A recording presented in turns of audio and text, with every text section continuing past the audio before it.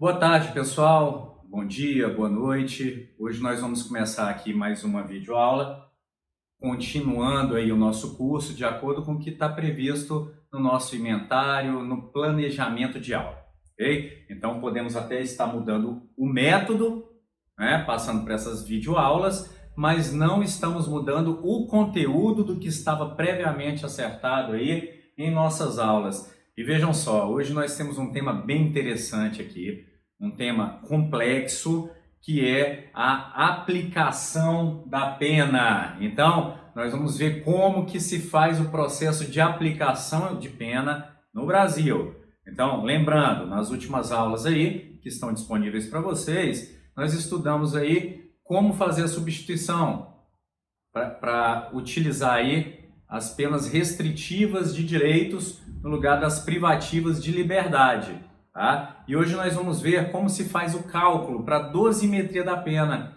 e quais que são as etapas que tem que se seguir. Então, juntando esse conhecimento que nós vamos ter hoje com o conhecimento das aulas anteriores, vocês vão ser capazes, tá, de pegar uma condenação, então alguém foi condenado por um fato, e fazer a dosimetria da pena, identificando depois se é possível substituir essa privativa de liberdade por alguma restritiva de direitos, ok? E, inclusive, adiantando, esse vai ser o exercício final que vai estar lá no portal. Então, lá vocês vão ter casos em que vocês vão ter que fazer a dosimetria da pena, até para verificar aí se o conhecimento conseguiu ser sedimentado dentro de vocês. Vamos lá, então, para a aula? Vamos lá, comigo, então. Olha só, individualização da pena. Ela decorre, como todo ordenamento jurídico, de um mandamento constitucional. Então, quando a gente fala de individualizar a pena, a gente está buscando lá nos direitos e garantias fundamentais, tá? Quando a Constituição fala que a lei regulará a individualização da pena. Então, é uma norma de eficácia limitada que depende de uma lei para consolidar essa garantia fundamental. E a lei que vai consolidar essa garantia fundamental é o direito penal, através de critérios delineados de como individualizar a lei para um caso concreto, para uma pessoa. Então nós vamos partir, o juiz na aplicação da pena, ele vai partir da lei abstratamente criada e individualizar, porque a sentença é nada mais do que uma lei para o caso concreto, uma lei individualizada, uma lei moldada nos critérios constitucionais, tá? Para o indivíduo, de acordo com uma série de critérios que nós vamos estudar aqui. Então, olha só, nós temos vários critérios no direito penal de individualização da pena. Nós temos o sistema da pena fixa, que é o chamado legalismo extremo, em que, para cada crime, já há determinação fixa de uma pena. Quer dizer, o juiz não tem liberdade para fazer dosimetria. Então, imaginem, um furto de um celular teria a mesma pena de um furto de veículo automotor, por exemplo. Então, não faria diferença. Um roubo de algo mínimo com a pequena violência teria a mesma pena de um roubo com a extrema violência. Tá? Então, geraria desigualdades, não seguiria o princípio da proporcionalidade. Ao juiz, nesses sistemas de pena fixa, é dado apenas dizer se é condenado ou se é inocente, dentro dos critérios estatuídos. Então, é um sistema extremo, onde o juiz é, como a gente fala, a boca da lei. Ele só reproduz o que a lei já diz anteriormente, não tendo limite para poder fazer a dosagem correta da pena para o caso aplicado. No extremo oposto, nós temos o sistema da pena indeterminada, ou o sistema do livre-arbítrio judicial. E aqui o problema é o quê? É um livre-arbítrio completo do juiz. É dado só o preceito primário do tipo, ou seja, a conduta que é proibida de se cometer, e o juiz fica livre para aplicar a pena que ele quer aplicar, sem ter nenhum limite. Então, olha só, nós partimos de um extremo, que é o juiz boca da lei, para o outro extremo, que é o juiz totalmente livre das amarras legais. Tanto um quanto o outro são ruins, e principalmente na estrutura democrática que nós vivemos, em que os poderes têm fragmentos totais no âmbito penal. Então, olha só, vamos dar uma olhada aí. O primeiro poder que nós vemos na dosimetria da pena é o poder legislativo, tá? Então, legislativo federal, que cria a lei penal e cria também os limites legais da pena. Então, olha só, a primeira individualização se dá no legislativo. Ela é feita abstratamente, considerando que a proporcionalidade entre as penas e os bens jurídicos que se procuram tutelar com os tipos penais. Então, quanto mais importante o bem jurídico tutelado, maior vai ser a possibilidade de pena aplicada. Então, em tese, os crimes hediondos, os mais severos, teriam as penas máximas. No extremo oposto, os crimes de menor potencial ofensivo, né? Que alguns dizem que nem deveria ser tratado aí no âmbito do direito penal, tá? Pois bem, a determinação dos limites máximos e mínimos é feito pelo legislativo. E aqui eu já começo a falar do nosso sistema. O nosso sistema não é nem um extremo nem outro. Ele adota uma corrente moderada, um sistema moderado, que é o sistema da pena relativamente determinada, que é o nosso sistema. Olha só, o legislativo cria os limites e o judiciário, dentro desses limites, ele faz a sua aplicação. Depois de aplicada a pena, em um terceiro momento, a pena é executada, fiscalizada pelo judiciário, mas executada pelo executivo, tá? Em determinados limites impostos. Então vejam, há 3 cadeias de poderes atuando na individualização da pena, tá? Então a primeira delas, limite máximo e mínimo feito pelo poder legislativo. A segunda, determinação judicial da pena, a criação de uma lei individualizada. Veja só, individualização judicial, que é o que nós vamos ver hoje, pena aplicável que é ligada a questões envolvendo o fato e questões, o fato penal, o fato que é penalmente relevante, né? E o autor que cometeu aquele fato. Então, daí vai se determinar a individualização, partindo da onde? Dos limites estipulados pelo Poder Legislativo. E aí, depois de aplicada e individualizada a pena, ela vai ser executada. Vai ser cumprida uma pena que é sempre individualizada nos limites do Legislativo, em que o apenado vai progredir de acordo com requisitos objetivamente trazidos pela lei e subjetivamente relativos ao seu comportamento carcerário, tá? Em uma terceira etapa, fiscalizada pelo Poder Executivo. Então, aí, em 3 etapas, nós vemos como é feito e como é consolidado a garantia fundamental da individualização da pena. Pois bem, seguindo, como é feito o procedimento de fixação da pena? Então vamos lá. Como que é fixada uma pena para alguém em que cometeu um fato típico, ilícito e culpável no direito brasileiro? Então vamos ver. Primeiro, a escolha entre quais penas são cominadas, nos casos de cominação alternativa. Então, para alguns tipos penais, no preceito secundário, vão estar penas alternativas. Então, detenção de tantos meses ou multa, por exemplo.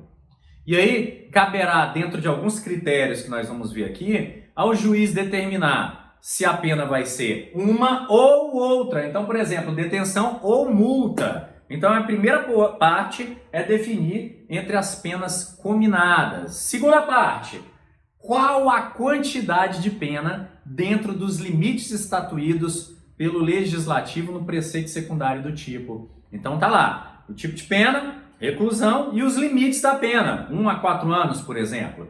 Então vai ser definido observando as margens legais. Então o juiz, após a condenação, ó, o trovão aí, vem chuva. Então o juiz, após as condenações, vai definir a pena observando as margens legais. E olha só, em um critério que nós adotamos que é o trifásico, nós vamos ver daqui a pouco com um pouco mais de detalhe.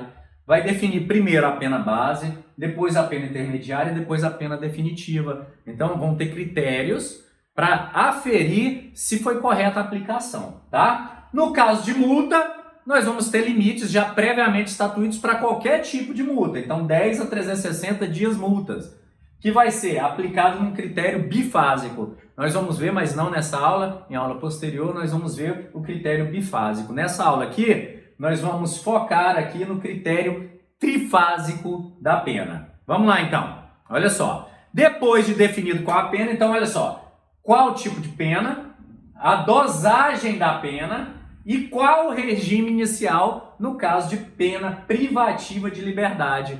Então, observando o quantum da pena após o critério trifásico, né? Quanto que ficou no final? No final nós vamos ter um número exato. Tá? Então, em vez de 1 e 4 anos, que é abstrato, nós vamos ter uma pena de 3 anos e 3 meses, por exemplo. E observada essa pena, vai ser decidido pelo juiz, de acordo com os critérios legais, qual a pena a ser aplicada. Olha só, observando-se as regras do artigo 33, parágrafos 2º e 3º lá do Código Penal, que nós já estudamos aqui. Então, aí vai ser definido aí qual o regime, fechado, semiaberto ou aberto. Então, isso vai depender do tipo de pena, reclusão, detenção ou prisão simples, e a quantidade de pena aplicada naqueles critérios que o artigo 33 vão trazer para a gente. E olha só, por último, nós vamos ver se a privativa de liberdade pode ser substituída por uma restritiva de direitos, conforme nós vimos nas regras das restritivas de direito na aula passada. Então ali nós vamos verificar se o quantum de pena aplicada, se o tipo de pena, as circunstâncias e alguns critérios aí como a reincidência permitem a substituição aí por pena restritiva de direitos, tá? E vai estar lá no artigo 44, incisos, como que nós vimos na aula passada. Pois bem, vamos ver então agora como se faz a dosimetria da pena. Vamos dar uma olhada. Fixação da pena privativa de liberdade.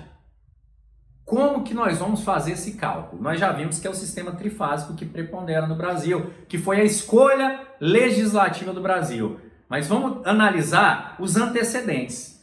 Olha só, inicialmente nós tínhamos um sistema propugnado aí pelo eminente jurista aí, Roberto Lira, tá? Que era o sistema bifásico, que dividia a dosimetria da pena em 2 etapas. A primeira etapa calculava-se a pena base, juntando circunstâncias judiciais, agravantes e atenuantes. Tudo isso era junto, mas vamos ver que isso mudou um pouco. Segundo, aplicam-se as causas de aumento e diminuição. Essa corrente era apoiada por um dos mais eminentes processualistas penais que nós tivemos, Frederico Marques, e Basileu Garcia, que é um eminente penalista também, mas não foi o que preponderou. O que preponderou foi a ideia de um ex-ministro do STF aí, o Nelson Hungria. Aliás, o último ministro penalista que esteve no STF. Estamos carentes aí de penalistas no STF desde Nelson Hungria. Então olha só, Nelson Hungria, ele defendia e propugnava o sistema que preponderou no nosso direito, que é o chamado sistema trifásico, que divide, como eu já antecipei no slide anterior, em pena base, pena intermediária e pena definitiva, as fases de dosimetria da pena. Então olha só, circunstâncias judiciais e agravantes e atenuantes que Roberto Lira defendia ser parte de uma etapa, no sistema trifásico elas são divididas em 2 etapas em separado, tá? Então cindiram-se essas etapas que Roberto Lira pensava e tinha a ideia de que deveriam ser conjuntas. Mas Roberto Lira também manteve uma parte no Código Penal, porque olha só, a dosimetria da pena de multa é através do sistema bifásico, mas não esse aqui. Nós vamos ver como é o sistema bifásico de aplicação de pena de multa. Então vamos lá. A dosimetria de pena. Olha só. Vou trazer 3 fundamentos aqui para comprovar para os senhores que nós utilizamos e escolhemos o sistema trifásico. O primeiro de todos é a exposição dos motivos do Código Penal. Então olha só. Quando a lei é criada, um código, há uma doutrina que o acompanha, que não é vinculativa, que é a exposição de motivos. Claro, isso vocês já são doutores, porque já estudaram isso no semestre passado. A exposição de motivos do Código Penal, ela afirma peremptoriamente a utilização e a escolha do critério que ele chama critério das 3 fases, ou trifásico, tá? São sinonímias, tá? E ainda fala, olha, que esse critério permite o completo conhecimento da operação realizada pelo juiz e a exata determinação dos elementos que são incorporados à dosimetria da pena. Então, isso aqui assegura para o apenado que ele consiga recorrer de todos os elementos utilizados e uma clareza maior também da aplicação de pena feita a ele. Então, olha só, primeiro argumento aqui, exposição de motivos. Segundo argumento, a literalidade do artigo 68. Olha o que ele fala. A pena base será fixada atendendo, primeiro, ao critério do artigo 59. Depois serão consideradas as circunstâncias atenuantes e agravantes. E, por último, as causas de diminuição e aumento. Vejam só, há 3 elementos aí trazidos expressamente pelo artigo 68, tá? E de uma clareza cristalina, não é? Então, olha lá. Primeira etapa, critério de 59. Segunda, atenuantes e agravantes. Terceira, causas de diminuição e de aumento. E olha só, além de tudo, nós temos a interpretação que nossa Corte Suprema traz da lei penal brasileira. E a Corte Suprema fala, olha só, nesse HC aqui, que as circunstâncias judiciais são colhidas dos elementos fáticos trazidos pelo processo para a fixação da pena base, primeira etapa, sobre as quais serão aplicadas as agravantes e atenuantes, pena intermediária, após as causas de aumento ou diminuição, terceira etapa.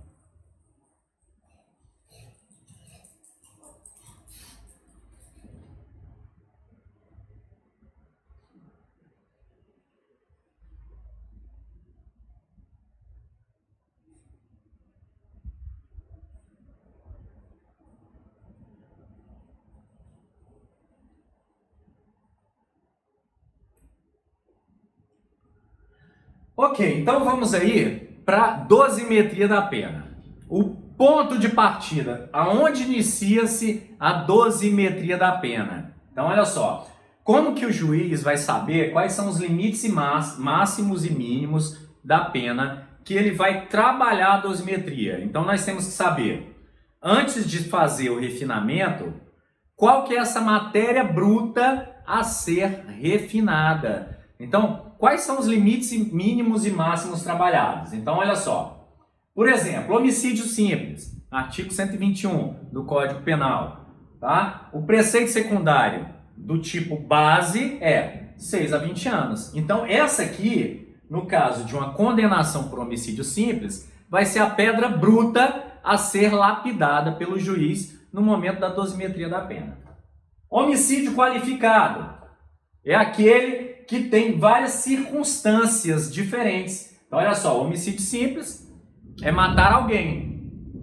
Matar alguém. Então, é simples, matar e alguém. Tem que ser uma pessoa, tem que ser retirada da sua vida, tá? O qualificado tem circunstâncias especiais. Além de matar alguém, tem que ter motivo torpe, ou motivo fútil, ou defesa impossível, ou diversas daquelas outras qualificadoras que nós temos ali. Então, nesse caso, se a pessoa for condenada com a circunstância especial no homicídio, a pedra bruta a ser lapidada vai ser o preceito secundário do tipo qualificado, no caso lá, 12 a 30. Então, percebem? Aumentou aí o quantum e diminuíram as réguas máxima e mínima que o juiz pode tocar na dosimetria da pena.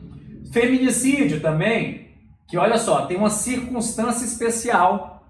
Então, continua sendo matar alguém, que é um elementar do tipo, né? Matar alguém. Vejam só, como que eu sei se é elementar do tipo? Se eu tirar alguém, matar é crime? Aí você vai me responder, depende. Depende. Porque se eu matar uma formiga, não é crime. Não é isso? Então, matar tem que ser alguém. Veja, então se eu tirar esse alguém, soma elementar. Quando é circunstância, se eu tirar a circunstância, matar alguém por motivo torpe, continua sendo homicídio, mas não é qualificado. Ou matar alguém em razão do gênero. Se eu tirar a razão do gênero, continua matar alguém, continua sendo homicídio. Então, nós vamos saber se é elementar do tipo ou circunstância do tipo, se retirando aquilo, acabou o tipo penal ou se ele permanece em sua modalidade simples. Então, o primeiro passo é saber se a condenação foi por crime simples ou por crime qualificado. E aí, se for um exercício, você vai ver na descrição. Então, João matou a sua mulher em razão do gênero, porque não aceitava que ela saísse sem a sua ordem, ou não aceitava que ela conversasse com outras pessoas, e assim por diante, né? Então você vai identificar, em razão do gênero, vai identificar um quantum de pena diferente do tipo base, ok? Então vamos lá, elementar do tipo, circunstância do tipo, nós já identificamos a diferença. Isso aqui serve para você identificar, se tiver uma questão problema, se você vai pegar o preceito secundário do tipo base ou do tipo qualificado, ou até do tipo privilegiado, em alguns casos nós vamos ter aí, tá? Então o primeiro ponto vai ser esse, definir quais os limites a serem trabalhados na dosimetria. Então, definidos esses limites, nós vamos iniciar efetivamente a primeira etapa da dosimetria da pena, que é analisar, gente, as circunstâncias judiciais do crime. Tá? As circunstâncias judiciais, que são aquelas que compõem o artigo 59 do Código Penal. Peguem aí o código e vão acompanhando e fazendo as anotações, tá? Que é importante, toda vez que você for consultar, você vai rememorar as lições que nós tivemos aqui. Então, olha só. Primeiro, culpabilidade. Então, nós temos diversos itens, lá no artigo 59. O primeiro deles é a culpabilidade. E culpabilidade é um conceito um tanto quanto genérico. Há um debate, porque é genérico demais, não dá para saber precisamente, mas a ideia foi essa, permitir valorações. E olha, quando o juiz traz a fundamentação da utilização da culpabilidade negativa ou positiva, ele tem que falar o porquê. Então a culpabilidade no âmbito genérico, lato sensu falando, é o grau de reprovação da conduta. É o grau que, analisando o senso comum, de reprovação que uma conduta deveria ter. Então vejam, é diferente um homicídio em que a pessoa passou vários dias premeditando, fez planos, né? E um homicídio em que, por um acaso, a pessoa teve uma discussão e acabou se enfurecendo e vindo a matar a outra. Então vejam, há uma reprovação diferente em uma conduta e outra, ainda que as duas sejam abjetas. Claro, por ser um crime já é uma conduta abjeta, mas olha, pode ser abjeta nos limites do crime ou pode ser mais abjeta. Então alguém que vinha planejando, observando e esperando o momento certo para matar outrem, pode ser mais abjeto, tá? A intensidade do dolo, ela queria com fúria, com veemência, então tudo isso pode levar a uma avaliação mais negativa ou mais positiva da culpabilidade. Segundo ponto, os antecedentes, fatos relativos à vida pregressa. E olha só, cuidado com a avaliação dos antecedentes, porque nós temos na nossa Constituição a presunção de não culpa, que também é conhecida como presunção de inocência. Então não se pode avaliar condutas que não tenham sido definidas judicialmente com trânsito em julgado, porque a Constituição ela garante e assegura a presunção de não culpa até o trânsito em julgado de sentença condenatória. Significa dizer que o antecedente só vai ter efeito no caso da reincidência propriamente dita, tá? Então nós vamos ver isso lá na frente, tá? Que só, tá, a sentença penal transitada em julgado pode ser usada aqui. E olha, temos uma súmula aí, súmula 444 do STJ, para reforçar que, olha só, não se pode usar ações em andamento, e olha, ações que não tiveram trânsito em julgado, aí para computar os maus antecedentes, tá? O que se pode discutir é que se, após os 5 anos da sentença transitada em julgado, isso pode se considerar maus antecedentes. E olha, a discussão é interessante sobre isso. Por quê? Porque suponhamos que uma pessoa que nunca cometeu um crime na vida seja punida de forma igual a uma pessoa que já cometeu um crime, já transitou em julgado e já passou dos 5 anos do período de prova. Não seria justo com aquela pessoa que cometeu o crime pela primeira vez, né? Então, o direito, o princípio da igualdade, não serve para tratar todo mundo de forma isonômica. Não, é para tratar os desiguais na medida de suas desigualdades. Alguém que já cometeu um crime, alguém que nunca cometeu. O que não se pode violar é o princípio da presunção de não culpa ou presunção de inocência. Tá? Conduta social é a análise da vida do réu. Tem muitas testemunhas que são ouvidas nas instruções processuais, que são as chamadas testemunhas do 59, que elas servem, por exemplo, para dar testemunhos sobre a vida e a conduta social. Então, como é o réu no trabalho, como é o réu com sua família, como é o réu no trânsito social, né? É uma pessoa nervosa, é uma pessoa antissocial, é uma pessoa socializável. Por quê? Porque a pena busca a ressocialização e tem que se levar em conta todos os fatores da vida também da pessoa. Ainda que nós não tenhamos o direito penal da pessoa e sim do fato, tá? Tem que se levar em conta para a individualização da pena tudo que circunda a pessoa que cometeu o crime. Personalidade do agente, perfil psicológico do agente. E vejam, é muito difícil utilizar esse critério na dosimetria da pena porque o juiz não é tecnicamente um profissional, nem o psicólogo e nem o psiquiatra. A não ser os casos em que, por algum motivo ou outro, nós tenhamos dentro do processo, porque olha, tu não está nos autos, não está no mundo, não é? Aí, só quando nós tivermos dentro do processo uma análise, um perfil psicológico tratado por um profissional, esse item pode ser utilizado, tá?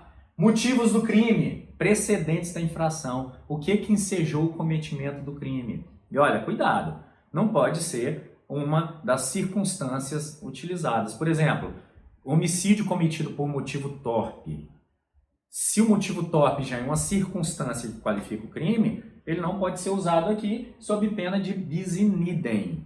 Então a pessoa não pode ser agravada duas vezes por uma mesma circunstância, tá? Então aqui, olha, reprovação maior ou menor dos motivos do crime. Então o motivo torpe, se já for circunstância qualificadora, não pode ser usado aqui sob pena do bis in idem.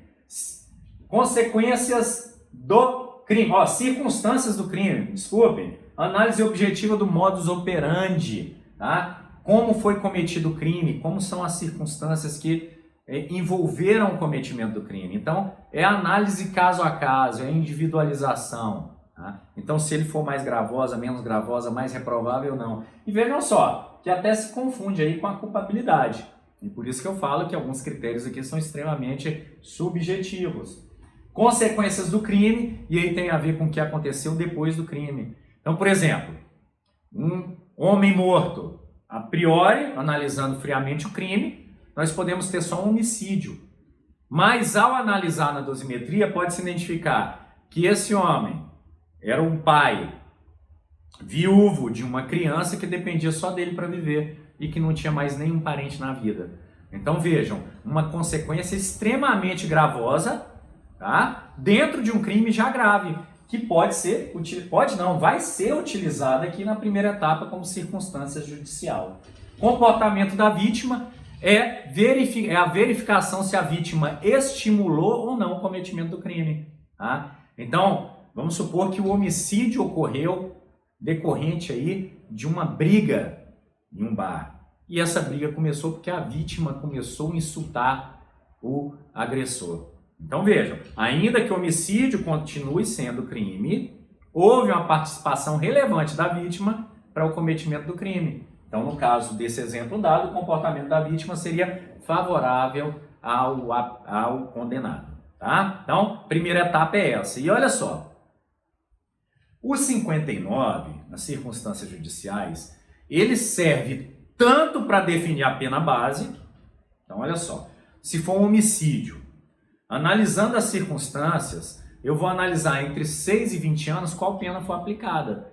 Suponha que todos aqueles itens aqui sejam neutros, não reflitem em nada. Então, culpabilidade neutra, antecedente não tem nada demais, conduta social normal, personalidade do agente não foi trazida aos autos, motivo do crime foi um homicídio porque, enfim, não foi torpe nem fútil, foi um homicídio comumente cometido, então uma pessoa que tinha raiva da outra foi lá e matou. Circunstância do crime normal, consequência do crime normal, comportamento da vítima normal. Considerando que tudo foi zerado, a pena base estaria lá no mínimo. Tá? A pena base estaria no mínimo. Então, considerar-se-ia as circunstâncias neutras. Se elas são neutras, vão ficar lá perto do mínimo que nós vamos ver. Mas além disso, Depois de definidas as circunstâncias judiciais, essas circunstâncias são utilizadas, olha só, para a escolha entre as penas alternativas, nos casos de possibilidade, para a fixação da pena base, que é o que nós vimos, para a determinação do regime inicial, porque se as circunstâncias forem extremamente desfavoráveis, o regime inicial pode ser mais grave do que aquele definido pelo artigo 33, no parágrafo 2º. Tá? E a análise da possibilidade de substituição dessa privativa de liberdade por restritiva de direitos é feita também com base nas circunstâncias judiciais. Então, olha só, as circunstâncias judiciais são extremamente relevantes para todo o corpo do direito penal, principalmente nas substituições, tá? E na verificação do regime inicial. Além, claro, do que nós estamos vendo aqui, que é a dosimetria da pena. Subjetividade do artigo 59. E aí vocês vão ver que não existe dispositivo que fale, olha, a culpabilidade negativa aumenta de 2 anos ou diminui de 2 anos. Não existe isso. Só fala que devem ser considerados aqueles dispositivos para verificar a pena base entre o mínimo e máximo. Tá? Então há uma subjetividade muito grande.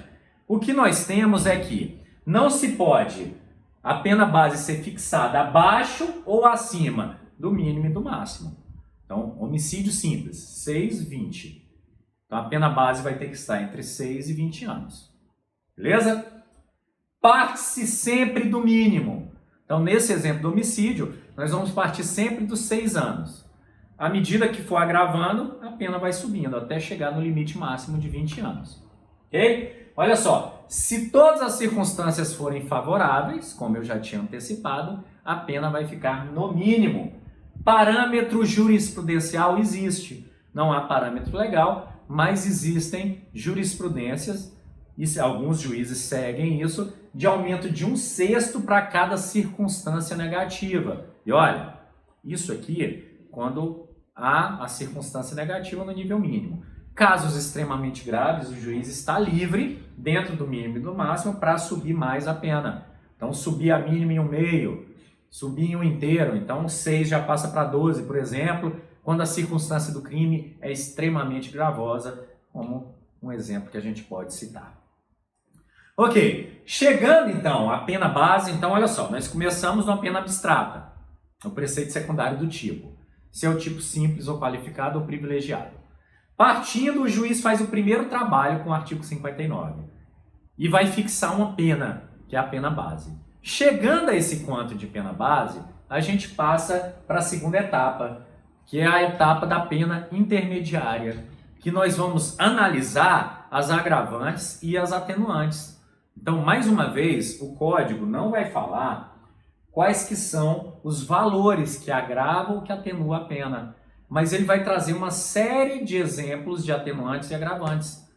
No caso das agravantes, só aquele rol que pode ser utilizado pelo princípio da taxatividade do direito penal. No caso das agravantes, nós vamos ter atenuantes, nós vamos ter expressamente uma atenuante genérica que vai possibilitar o juiz, para melhoria da condição do réu, do condenado, tá? Utilizá-la.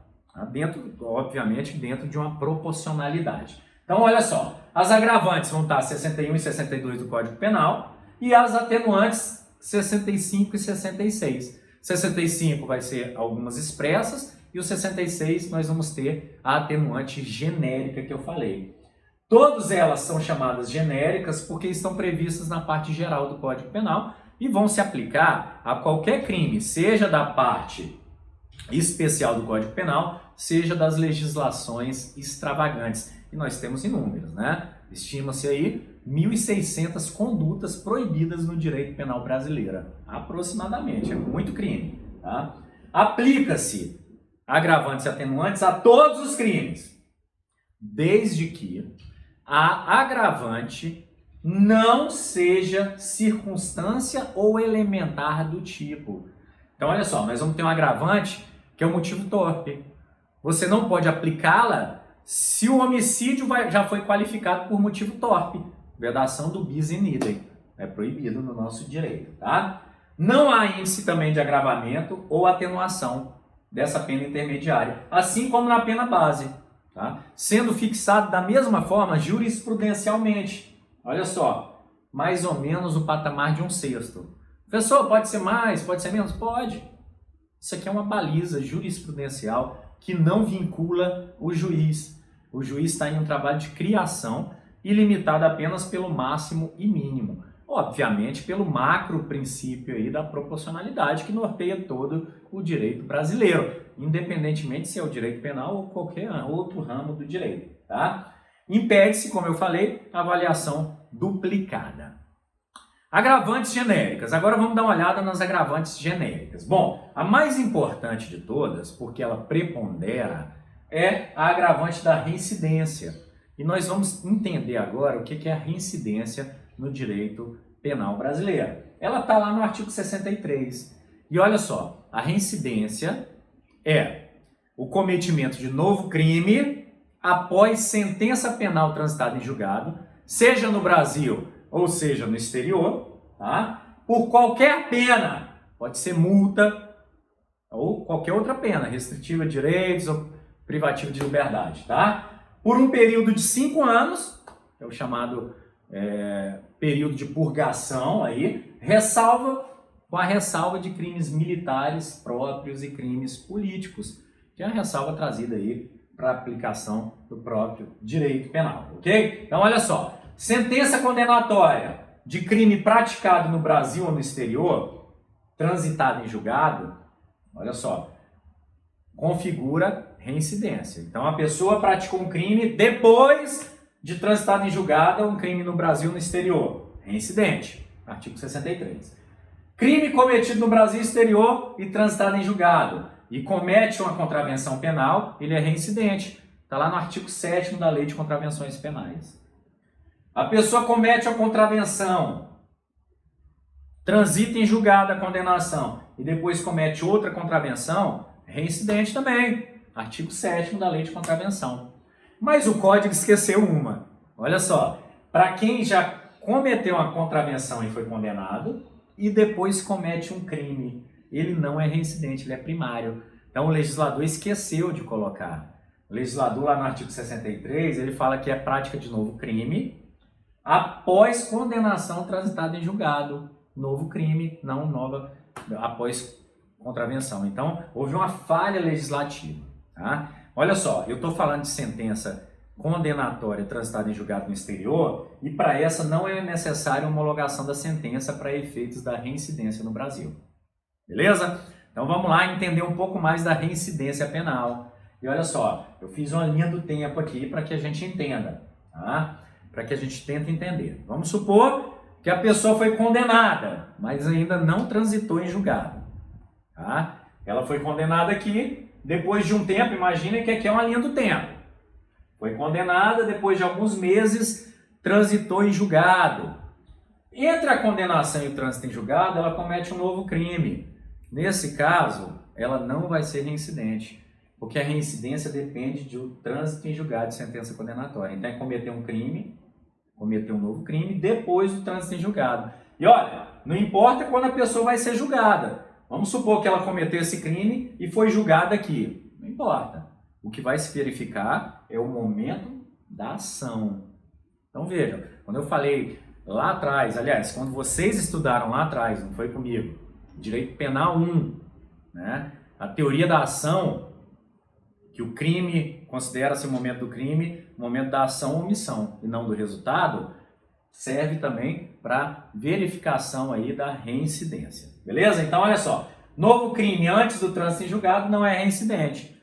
Agora, se o novo crime foi cometido depois do trânsito em julgado, nesse período de 5 anos, aí nós temos a reincidência operando. Então, viram? Muito simples. Novo crime cometido depois do trânsito em julgado. Não se preocupem com questões que falam do julgamento depois, o julgamento depois do trânsito em julgado, que o que importa é o momento do crime. Certo? E olha só, a reincidência, ela traz uma série de implicações no âmbito do direito penal. Ela agrava a situação em muitos casos, não só aí como um agravante do Código Penal. Então, olha só, impede a obtenção de sursis, nós vamos estudar o sursis, tá? É preponderante no concurso de atenuante e agravante, então ela prepondera sobre todas as demais. Nós vamos ver daqui a pouco que no concurso entre agravantes e atenuantes, que ocorrem juntas, nós vamos ter que ver o que prepondera. Se o que prepondera é o que agrava ou o que atenua, tá? Então ela é preponderante. Aumenta o prazo de cumprimento da pena para conseguir o livramento condicional. Às vezes até impede o livramento condicional, né? Nos casos de crimes hediondos, tráfico, terrorismo e tortura, que são os equiparados aos hediondos também. Causa revogação do sursis, nós vamos estudar o sursis posteriormente. Interrompe a prescrição da pretensão executória, tá? Causa interruptiva, tá? Aumenta o prazo dela também, da prescrição executória. Revoga a reabilitação, impõe regime mais severo ao condenado, impede o privilégio em alguns crimes, furto privilegiado, apropriação, estelionato ou receptação privilegiada também. Aumenta o tempo para progressão do regime, então olha só, mais tempo lá na execução penal. Impede a suspensão condicional do processo, que é um benefício dado a alguns crimes com pena mínima de até 1 ano. Tá? Impede o privilégio no tráfico de drogas, então o tráfico privilegiado de drogas tem que ser primário, não pode ser reincidente. Impede a substituição de privativa de liberdade em restritiva de direitos em alguns casos. A gente já viu isso na aula passada, tá? Então, a reincidência específica vai trazer prejuízo, inclusive, a essa substituição na pena. Então, vejam só, a reincidência, ela traz um gravame muito grande ao condenado, exatamente para mostrar, para tentar coibir, aliás, me desculpem, que a pessoa venha cometer de novo um crime. Então, nós temos uma pena no primeiro cometimento. A partir do momento que a pessoa comete outro crime, a pena tem que ser agravada. E as consequências também, para mostrar, para criar um efeito dissuasor no condenado, tá? Então, olha só. O que mais que nós temos de agravante? Então, a linha A, B, C e D, elas são comuns às qualificadoras do homicídio. Então, cuidado com bis in idem. Eu não vou lê-las aqui porque elas são autoexplicativas. Então, motivo fútil, motivo torpe. Então, são autoexplicativas. A mera leitura delas é o suficiente, tá? Então, deem uma papirada aí, deem uma leitura nelas aí para vocês ficarem feras. Artigo 61, 2, a linha E. Crime praticado contra ascendente, descendente, irmão ou cônjuge, tá? Ou como dizem aí, o cônjuge, né? Não, brincadeira, é cônjuge.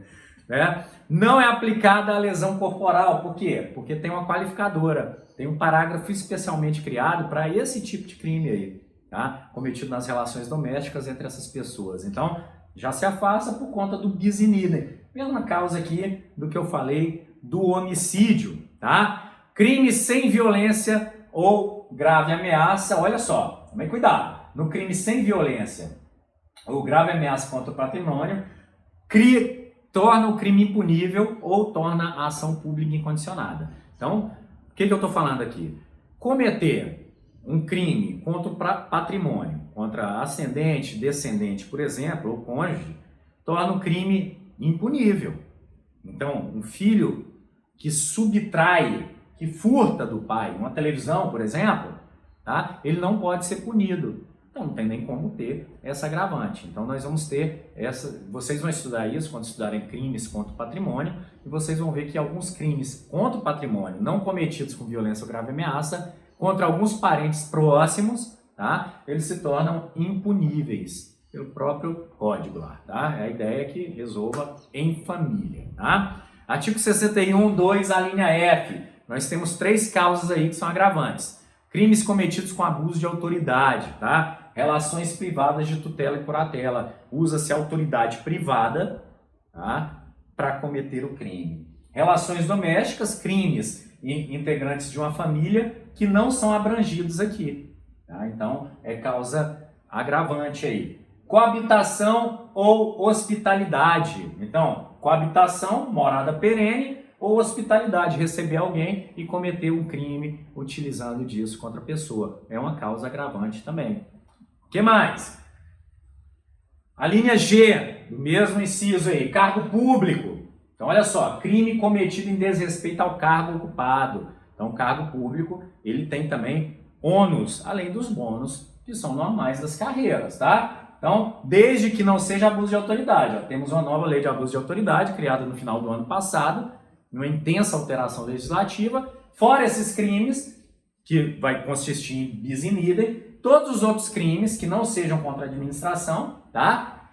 Vamos ter essa causa agravante. Ministério, desempenho de atividade religiosa. Então, o pastor que, utilizando de sua função ministerial, desvia o dinheiro dos fiéis. Ele vai ter uma causa agravante aqui, tá? Profissão, violação decorrente do dever inerente à profissão ocupada, desde que não seja elementado o tipo.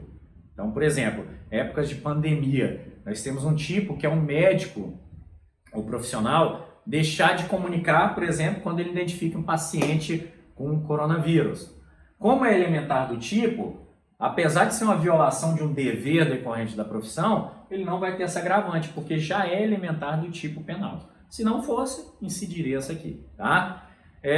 Além disso, agravantes. Quando a vítima, na data do fato, teoria da ação, o crime considera-se no momento da ação omissão, ainda que o resultado seja outro. Então, momento da ação contra a criança, segundo o ECA, é o menor de 12 anos, idoso, maior de 60 anos, estatuto do idoso, enferma, pessoa enferma, então olha só, pessoa com capacidade reduzida em razão de doença ou defeito físico já congênito, tá? Grávida, desde que o réu saiba de sua condição. Claro, o enfermo também. Tem que o réu ter sabido da condição e ter tocado, como se diz, não tô nem aí, né? Para não dizer uma palavra mais gravosa aí. Então vamos lá. Inciso 2.1. Quem estava em proteção direta da autoridade pública. Aqui tenta-se tutelar a autoridade pública. Então, se eu, como delegado de polícia, tenho alguém sob minha custódia e a vítima entra e bate nessa pessoa, ela vai ter essa agravante aqui, tá? J. Ocasião de incêndio, inundação, naufrágio ou qualquer desgraça que venha acontecer. Olha só, seja público ou particular. Nós podemos aplicar aí uma interpretação extensiva, permitida pelo código, olha, ou qualquer desgraça ou calamidade. Então, situações, por exemplo, como a que nós estamos vivendo aí da pandemia, tá? Uma situação de emergência pode se considerar uma calamidade pública e já foi considerado por alguns decretos aí, tá? Então, nesse caso, qualquer crime cometido nessa ocasião, temos essa agravante específica. Temos também, na linha L, a embriaguez pré-ordenada ou a embriaguez para encorajar. Vocês viram no semestre passado que tem a embriaguez, né, que acontece de forma involuntária. Então alguém colocou uma droga, a pessoa ficou completamente embriagada, que aí vai ser uma causa que vai excluir a consolidação do crime. Aqui não, aqui não. Aqui a pessoa bebe para criar coragem. E aí ela tem um agravante, tá? Não se aplicam a crimes culposos, ok? A única agravante que se aplica a crime culposo é a reincidência, que se aplica a todo tipo de crime. Nós temos ainda agravantes genéricas que são aplicadas aí no concurso de pessoas. Então lá no artigo 62. Inciso 1º. Quem organiza ou dirige atividades. Olha só, não é quem chamou a galera para cometer o crime, não. É quem foi o mentor intelectual. Lá na Casa de Papel, lá Casa de Papel, aquela série conhecida de vocês, seria o professor. Ele é o mentor intelectual da parada, então ele teria essa agravante aí no concurso de agentes, tá? Emprego de violência ou grave ameaça, ou induzimento à prática do delito. Então, olha só, nós temos uma coação, violência ou grave ameaça, ou induzimento, tá? Que é levar a pessoa a cometer algo que ela já queria. Então, vejam só, nesse caso é agravante. Cuidado! Se essa violência ou grave ameaça, se essa coação for irresistível, quem coagiu de forma irresistível responde no lugar do executor. E o executor não vai responder por sua vez, tá? Inciso 3. Quem reforça a ideia do crime instiga. Então alguém chega falando com um amigo, ei, cara, eu tô pensando em furtar uma casa. E o outro fala, vai lá, cara, vai lá, é fácil. Vai lá, bota fé, não, te apoio. Essa pessoa que instiga também. Ou a que é mandante, que determina o crime, tá? Pessoa sujeita à sua autoridade pública ou particular. Então vejam só, quem reforça a ideia ou é mandante? De qualquer pessoa? Não! de pessoa sujeita à sua autoridade pública ou particular, tá? Então, pessoa sujeita à autoridade pública ou particular. Então, a pessoa que trabalha para mim, sujeita à minha autoridade, e eu determino que ela faça ou instigo ela a fazer um crime. Não vale nas funções, nós vamos ver ali que vão ter outras aqui, tá? Então, e ainda aqui o faz, tá? Quem instiga ou determina, sob pessoa impunível, por idade, estado mental ou escusa absolutória. Então, alguém pega uma criança, entrega uma arma, né? Uma criança abaixo de 12 anos, por exemplo, entrega uma arma e fala, ó, dá um tiro naquela pessoa. Vai lá, dá um tiro, dá um tiro. Tá? Determinando ou instigando a criança. Tá? Essa pessoa vai ter aí uma causa agravante genérica, tá? Criminoso mercenário, aquela pessoa que cometeu o crime mediante paga, recebeu antecipado, ou promessa de recompensa, iria receber a posteriori, tá? Na outra banda, nós temos aí as atenuantes. Atenuante do inciso 1. Para o autor agora, nós vimos que tem a idade como agravante para a vítima. Atenuante para o autor. Então, menor de 21 na data do fato ou maior de 70 na data da sentença. Tá? Então, olha só. Aqui é uma que prepondera, mas não prepondera em primeiro lugar como a reincidência. Então, vamos lá. Olha só. Menor de 21 na data do fato é tranquilo. Vamos ver o maior de 70 na data da sentença. Maior de 70. Bom, essa lei foi criada antes do Estatuto do Idoso e não foi reformulada por ela, porque senão seria 60 anos. Então mantenham 70, tá? Na data da primeira sentença condenatória. Então suponha que a pessoa já tenha 70 anos e no primeiro grau ela é absolvida. O promotor recorre da sentença e no Tribunal de Justiça ela é condenada. A contagem do prazo vai ser lá, dos 70 anos, vai ser lá no momento que ela teve a primeira condenação, no caso do acórdão condenatório do Tribunal de Justiça. Beleza? Inciso 2. Desconhecimento da lei não isenta de pena. Isso a gente já sabe, vocês já estudaram Direito Penal 1. Mas atenua a pena. Quanto que vai ser aplicado, gente? Em casos de crimes mais complexos. Em casos de crimes em que não há um conhecimento sequer, e aqui eu citei Mesger, sequer de valoração paralela na escala do profano. Olha só, um exemplo. Todo mundo, por mais analfabeto e mais isolado que seja, tem um entendimento que matar alguém é crime. Então, nesse caso, não dá para se afastar. Mas talvez uma pessoa dessa não tenha o conhecimento de que não prestar informações de seus ganhos seja crime tributário, por exemplo. Ou tem um comérciozinho lá no interior, afastado do sertão, ou lá nos rincões da Amazônia, e não sabe que tem que prestar contas acerca aí de impostos. Perceberam? Então, o crime tributário talvez fosse um crime complexo em que seria possível aplicar essa atenuante genérica aqui, tá? Então, motivo de relevante valor social ou moral. Então, aqui vai se apurar os sentimentos socialmente compartilhados. Algum crime cometido com relevante valor social ou moral. Então, olha só. Vamos supor que tem um estuprador agindo numa determinada quadra de Palmas. E a pessoa, vendo as notícias, vai caçar esse criminoso. E acaba pegando ele e dando uma surra. Dando uma surra e deixando a pessoa lá toda quebrada. Ela vai responder pelo crime de lesões corporais, porque isso não é permitido, tá? Mas pode ser aplicado atenuante aí, porque há um motivo social relevante aí, pelo menos no entendimento, tá, da sociedade. Após a consumação, a pessoa que após a consumação evita ou minora as consequências. Não confundir aqui com arrependimento eficaz lá do artigo 5º já estudado, tá? Então olha só, aqui na atenuante se evita o quê? As consequências do crime, mas ele já se consumou.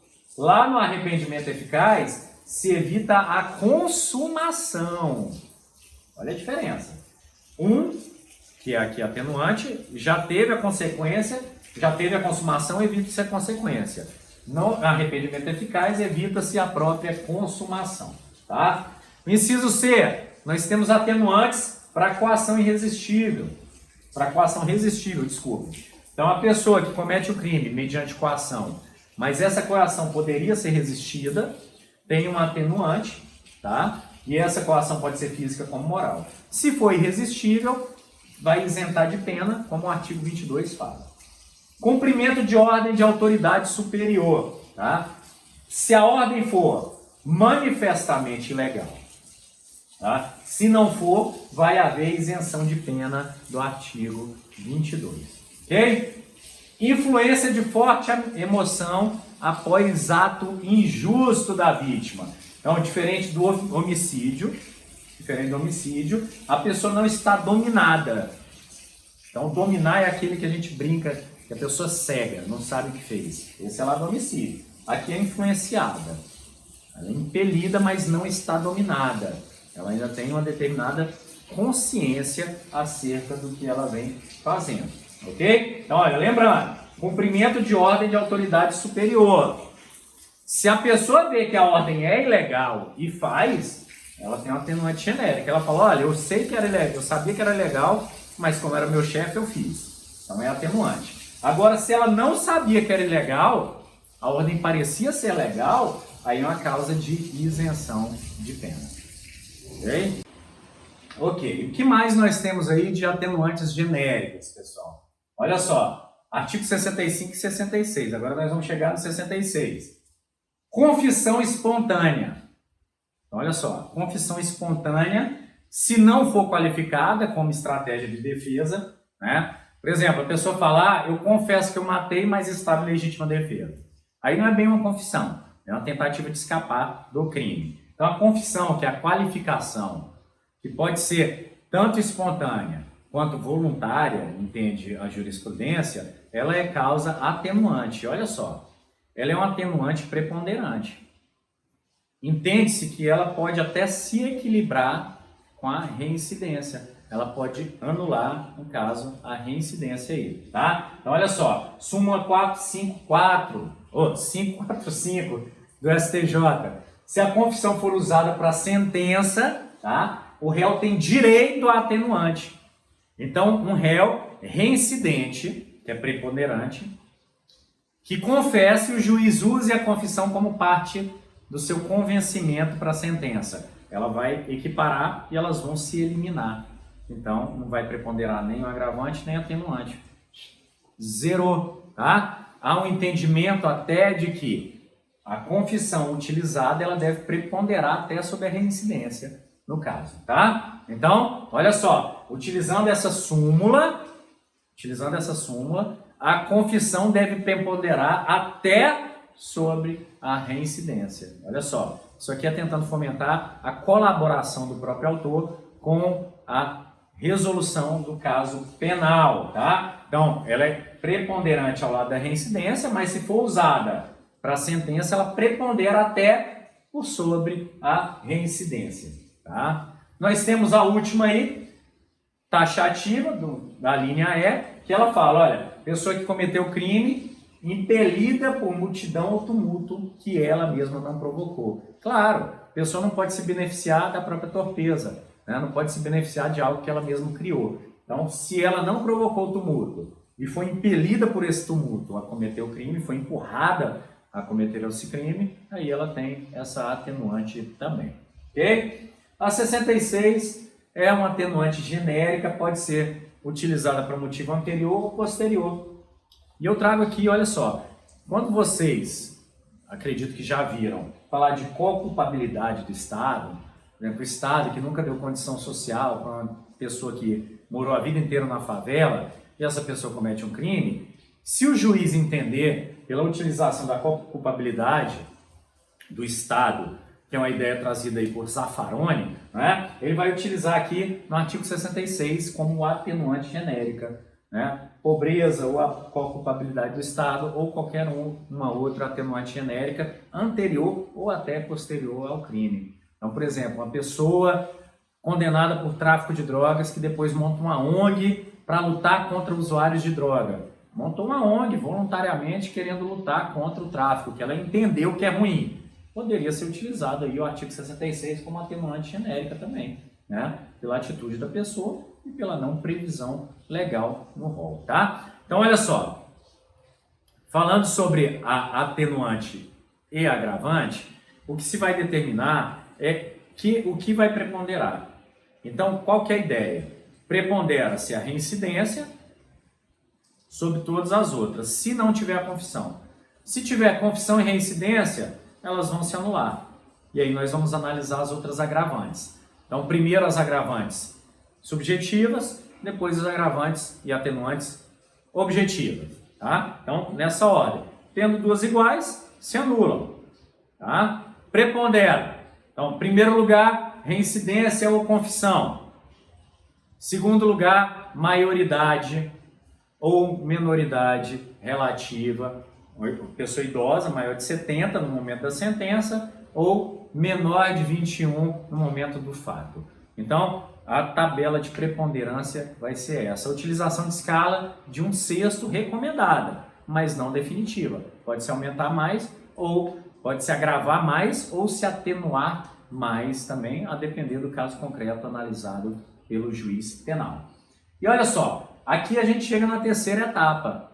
E a terceira etapa, nós vamos partir da pena intermediária, que foi aquela onde foram aplicadas as agravantes e atenuantes, e vamos entrar aí nas causas de aumento e diminuição. E antes de tudo, vamos falar um pouco sobre a diferença entre atenuante e agravante e causa de aumento e diminuição.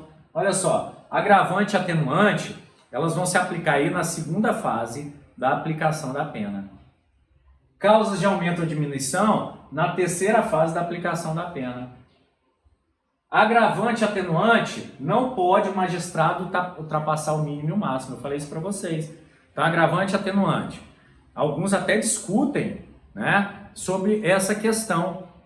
Olha só, as pessoas os que aderem-se à linha mais garantista, eles falam, olha, como não atenuar a pena de alguém que está com a pena base determinada no mínimo ainda? Se lá fala que sempre atenuará a pena, né? Para resolver essa questão, a súmula 231 do STJ fala que não pode reduzir aquém do mínimo.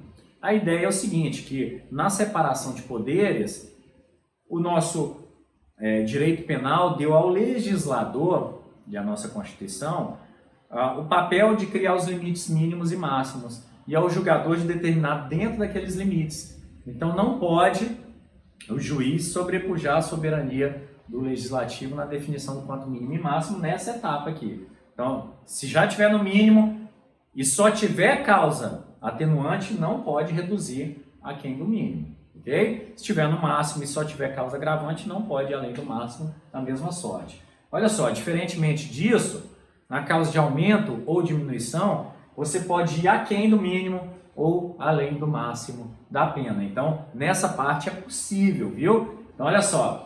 Partindo da pena intermediária, pode-se exceder o limite máximo ou ir aquém do mínimo. Só não pode chegar a pena zero, diminuir tanto que chegue a pena zero. Aí não é possível. Então, zerar a pena não, porque pressuposto é necessário.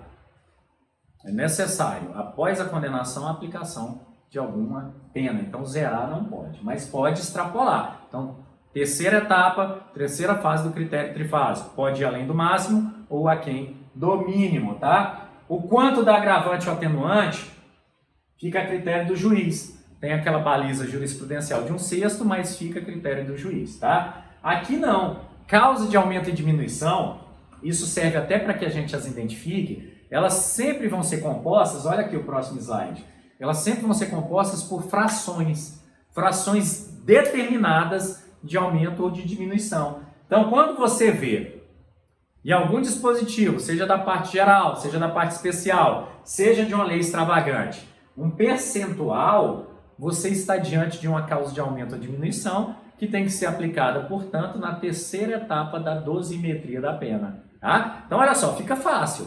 Eu estou em dúvida, professor, eu li lá, concurso de crime, o crime formal, eu vi um aumento de 1/6. O que é isso? Bom, se você viu fração, causa de aumento, terceira etapa. Se não tem fração, atenuante ou agravante, segunda etapa. Ok? Então, olha só, está prevista tanto na parte geral quanto na parte especial e também na legislação extravagante. Então, nós vamos ter, aqui eu estou trazendo alguns exemplos, em todo lugar, pode estar junto do tipo penal, pode estar na parte geral, de determinados tipos, então dos crimes contra a vida, pode estar na parte geral, não vai ter lá. Crime contra a dignidade sexual, nós temos lá, tá? Nós podemos ter na parte geral, ou nós podemos ter na legislação extravagante, a lei de drogas, alguns especialmente tipificados lá. Fácil identificação por conta disso, então sempre vão ser valores que vão se somar, subtrair, dividir ou multiplicar, sempre utilizado na terceira etapa da dosimetria da pena, tá? Então olha só, trago exemplos para que a gente consiga ilustrar. Então olha só, concurso formal de crimes, já estudado por vocês, tá? Artigo 70, aumento de 1/6 a 1/2 da pena. Crime continuado, aumento de 1/6 a 2/3. Então, pega-se a pena do crime, aplica-se a primeira etapa, pena base, segunda etapa, agravante, atenuante, e na terceira etapa multiplica-se o encontrado, tá? Por 1/6 a 2/3. Vítima menor de 14 e maior de 60, no caso de homicídio, aumento de 1/3 da pena. Crimes tentados, redução de 1/3 a 2/3 da pena. E arrependimento posterior, 1/3 a 2/3. Tráfico interestadual, tipo 40 lá da lei de drogas, né? Interestadual, presídio, aglomeração, utilizando criança, violência, grave ameaça, perto de escola, enfim. Tem uma série de causas lá, aumento de 1/6 a 2/3 na pena do tráfico ou da conduta lá que seja incidida essa causa de aumento. Então lembrando, pega-se o limite, pena base, causa de agravante, atenuante, e na terceira fase vai utilizar aqui. Então, crime tentado, por exemplo, homicídio tentado. Vamos verificar entre 6 e 20 as circunstâncias. Numa segunda fase, vamos ver se tem agravante e atenuante. E na terceira fase, no artigo 14 lá, crime tentado, vamos reduzir de 1/3 a 2/3. Podemos descer além, aquém do mínimo, ou subir além do máximo, tá? Então, o crime tentado, olha só, um que a gente utiliza muito, é utilizado na terceira fase da dosimetria da pena. E encerrada a terceira etapa, a gente chega à determinação da pena. E a partir dessa terceira etapa aqui, que nós vamos definir os próximos passos aí da definição do regime, se é possível substituir por restritiva de direitos ou não, quantas restritivas de direitos, se é só multa, se é multa mais restritiva de direitos ou se duas restritivas de direito. Então é ali que nós vamos decidir os próximos passos aí. Qual regime, se vai ter uma privativa de liberdade ou se vai substituir por uma restritiva de direitos, tá? E olha só, para finalizar aqui, pessoal, e esse é o último slide, nos concursos entre causas de aumento e diminuição, nós temos questões aqui para serem analisadas. Se forem causas de aumento ou diminuição, e uma estiver na parte geral e outra na parte especial, ou uma estiver na parte geral e outra na legislação extravagante, vai incidir as duas, tá? Se as duas tiverem, duas causas de aumento ou duas causas de diminuição, uma na parte geral e outra na parte especial, ambas incidem. Então, olha só, duas de aumento ou duas de diminuição, homogêneo. Uma na parte geral e outra na especial, ambas incidem. Ambas na parte especial, só se aplica uma delas. Então, nas homogêneas, se uma estiver na geral e na especial, ambas incidem. Se ambas na parte especial, só uma causa de aumento ou diminuição. E no caso das heterogêneas, a incidência de ambas as causas, ok? Então, olha só, gente, para finalizar aqui, a gente chega ao final de nossa aula de dosimetria da pena, calculando aí, chegando nessa etapa aqui, qual que é a pena aplicada no critério trifásico. Depois de definir a pena, passando pelo que nós estudamos, pena base, pena intermediária e pena definitiva, nós vamos definir qual o regime inicial da pena. Então lembrem disso para o exercício. Primeiro, decidir, calcular pena base, pena intermediária e chegar à pena definitiva. X anos e tantos meses. Chegando à pena definitiva, definir qual que é o regime inicial, lá nas regras do artigo 33. Depois de definir o regime inicial, vamos verificar se é possível substituir por pena restritiva de direitos, lá no artigo 44. Então, o exercício que eu estou passando para vocês é esse. É pegar o caso concreto, considerar que esse réu foi condenado, E a partir de o réu estar condenado, fazer a dosimetria da pena seguindo o critério trifásico, determinar qual que é o regime inicial e determinar se é possível substituir por uma pena restritiva de direitos.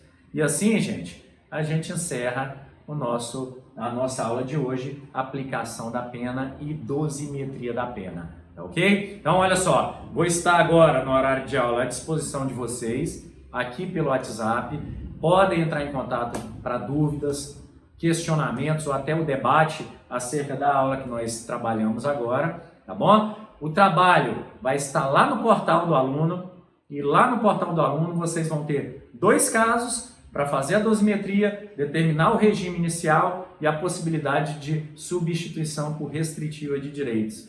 E aí vocês vão postar isso lá. O trabalho vai valer tanto para uma nota quanto para a verificação da presença de vocês. Valeu? Então, até mais, pessoal. Se cuidem. Vou deixar o recado sempre. Lavem as mãos ao chegar em casa, usem álcool em gel, evitem na rua colocar a mão nas mucosas, boca, nariz, olhos, evitem o contato próximo e saiam o menos possível até que a situação da pandemia esteja controlada. Forte abraço a todos aí e até a semana que vem.